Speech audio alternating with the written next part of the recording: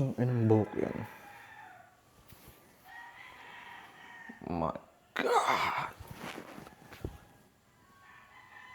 Itong puto.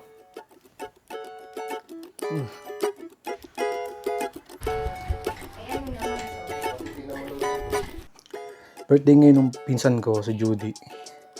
At kailangan kong bumili ng giniling. Kailangan kong bumili ng giniling at saka ng lumpia wrapper sa labasan. Tapos diretso, magpapagupit ako. Magpapagupit ako dun sa barbershop nung kaibigan ko. Kanto Cuts. So ngayon, bili muna tayo ng giniling at saka ng lumpia wrapper.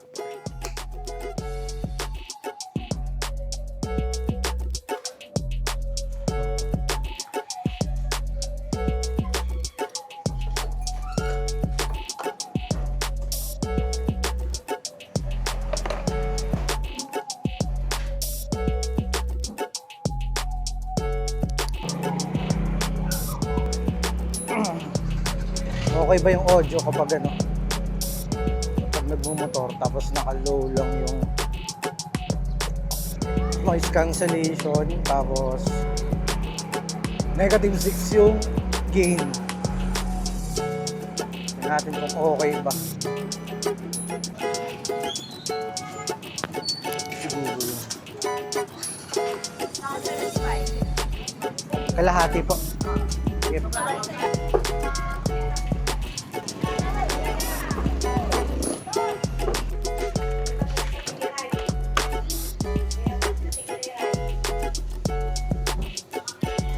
So, chinat ko na si Nico. Tinatanong ko kung maraming tao doon sa shop ngayon kasi baka mamaya maraming nakapila. Matatagalan ako. So, nag-reply na si Nico. Hindi ko pa alam, boss. Pupunta pa lang ako. Pag-vlog.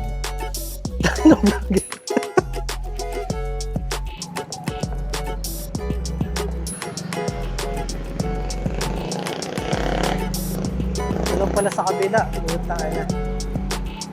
Bukas ba to? Bukas na. Kanto Cuts.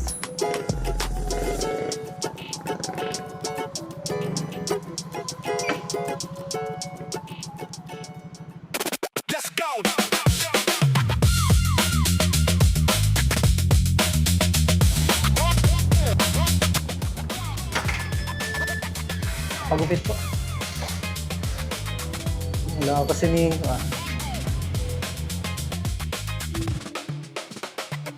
Wala pa si Nico, kuya. Wala ko. Ay, nasa lang, ayun. Ayop. Yung saan pupunta siya dito, baliw yun ah. Kapila namin yun. Ano kuya, tapos na akong pagupit. Dito lang pala yung malapit sa Sacred Heart yung Kanto Cuts na to.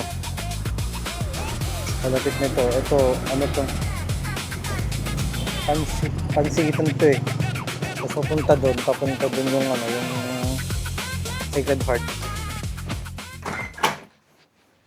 So yun, nakauwi na tayo. At ito yung resulta. Sa akin okay naman siya, maganda yung pagkaka-fade para sa akin. Sa sides, okay naman kaka-fade. Kumbaga, overall, goods. Para sa akin. Oh. Likod.